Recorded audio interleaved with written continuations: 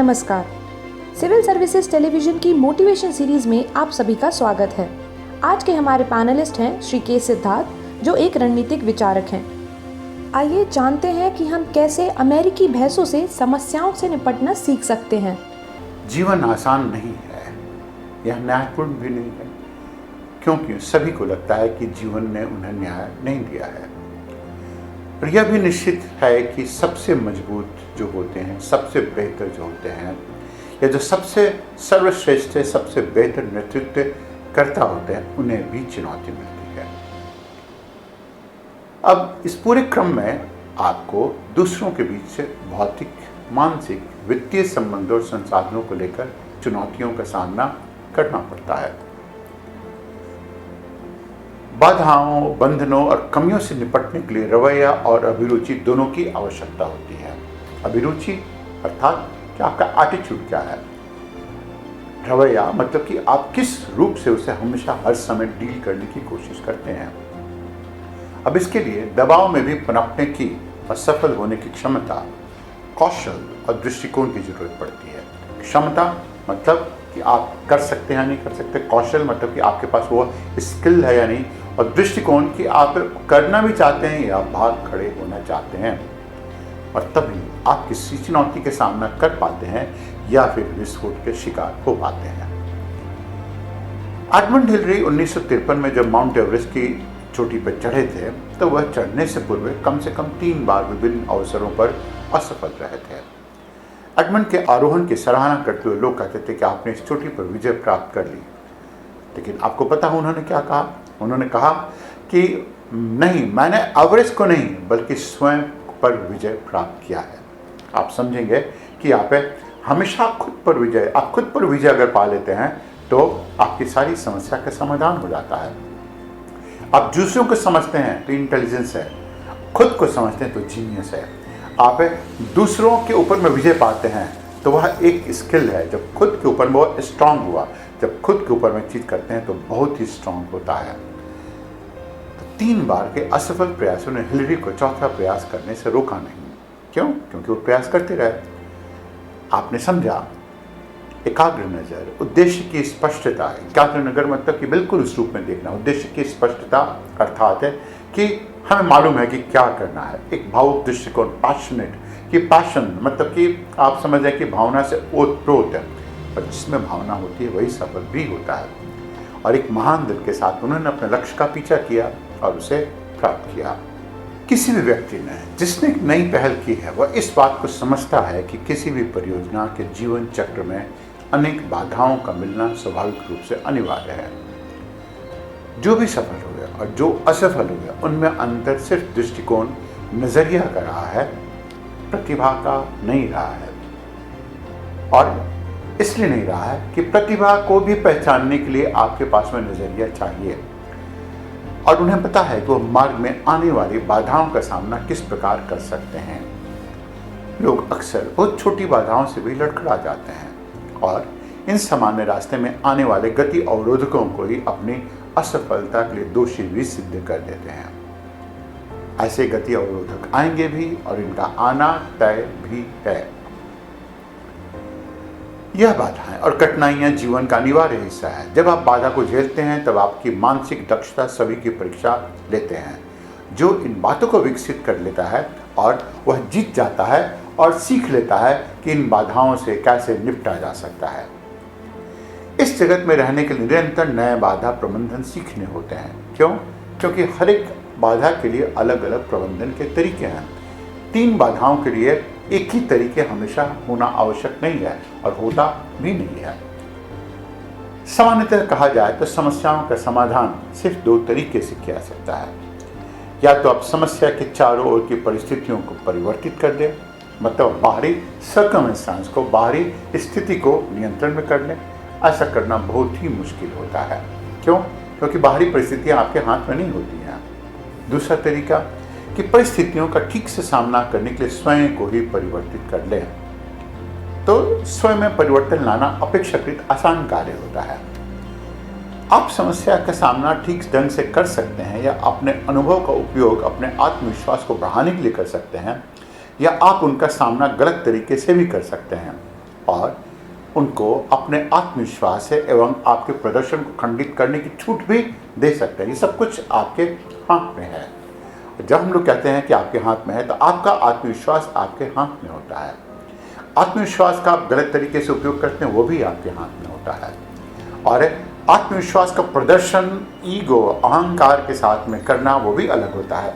हमेशा ध्यान दीजिए, सफल वही होते हैं जिनके पास में आत्म स्वाभिमान होता है, उनके पास में नहीं जिनके पास में घमंड होता है।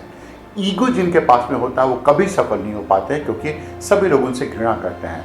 लेकिन जिनके पास में स्वाभिमान होता है, और दोनों में अंतर होता है। ईगो का मतलब बिल्कुल ऋणात्मक है। आप दूसरे को नीचा दिखाने की कोशिश करते हैं तो वह ईगो है। और खुद को जब आप एलिवेट करते हैं, ऊपर करते हैं, तो इसे आत्मविश्वास कहते हैं, इसमें स्वाभिमान कहते हैं। जब बाधाएं उत्पन्न हो तो 4 बातों का ध्यान रखिए।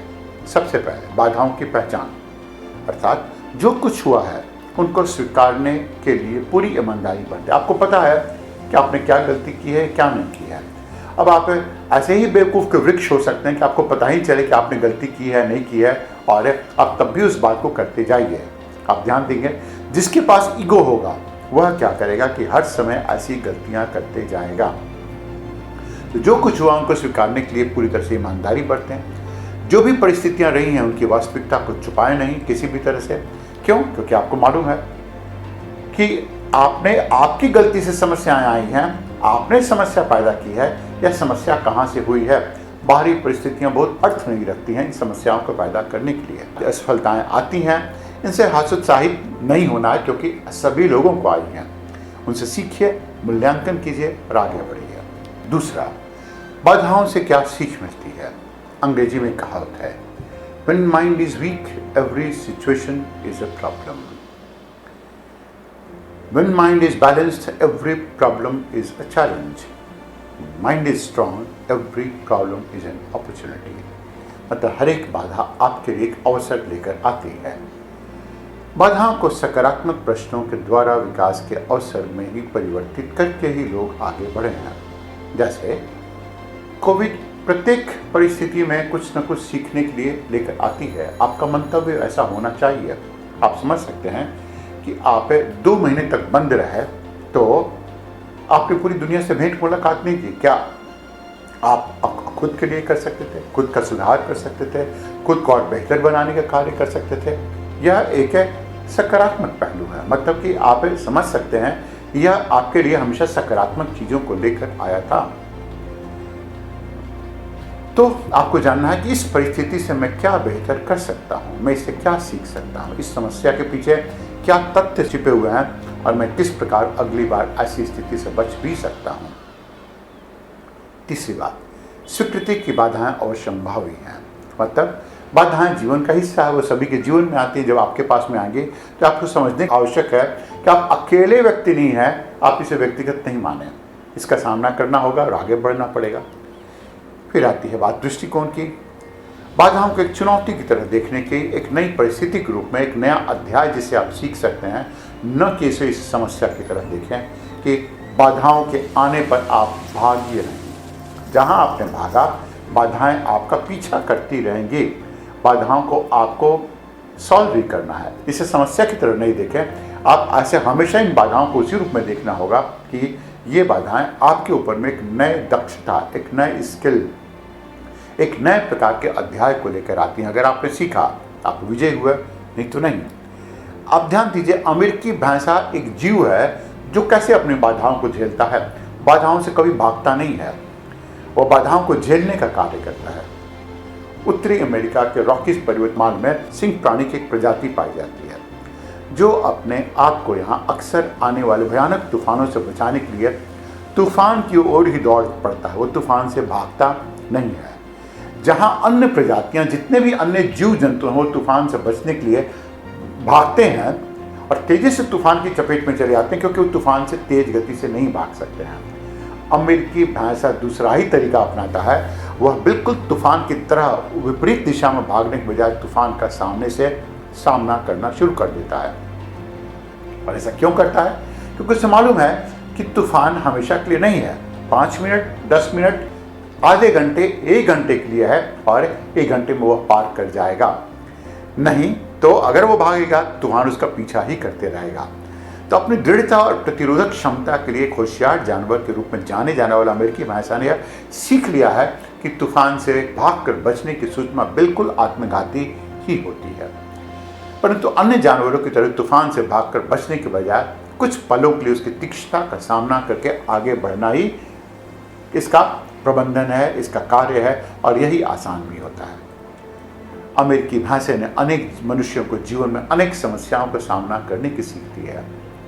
एक चुनौती का आप सामना कीजिए, भय को किनारे कीजिए और चुनौती चाहे कितनी ही बड़ी क्यों नहीं हो, आप चुनौती को वास्तविक रूप में झेल सकते हैं। एक वो व्यक्ति होते हैं जो चुनौती से भाग खड़े होते हैं। वे पाते हैं कि चुनौती तूफान की तरह उनका पीछा करते आ रही है। और एक वह होते हैं जो उन्होंने चुनौती को स्वीकार किया, उन्होंने चुनौती के वास्तविक आकार को बहुत अच्छी तरह से स्वीकार किया और चुनौती का उन्होंने सीधे जिसे कहते हैं सामने से झेलने का काम किया। ये चुनौतियाँ, ये जितनी भी चुनौतियाँ, ये जितनी भी समस्याएं हैं थोड़े समय तक रहेंगी, उसके बाद में अंतर्ध्यान हो जाएंगी। समस्याओं से निपटने का यह सबसे अच्छा तरीका है, भाग्य नहीं। और अमेरिकी भैंसा जब ऐसा कर सकता तो आप तो मनुष्य हैं, मनुष्य कहीं इससे बेहतर होते हैं। यह थे श्री के सिद्धार्थ, जिन्होंने हमें सिखाया कि कैसे हम अमेरिकी भैंसों से भी सीख ले सकते हैं। अगर आपको ये वीडियो पसंद आया तो इसे लाइक करें, हमारे चैनल को सब्सक्राइब करें और बेल आइकन दबाएं और नीचे दिए गए कमेंट सेक्शन में हमें बताएं कि आपने इस वीडियो से क्या क्या सीख ली।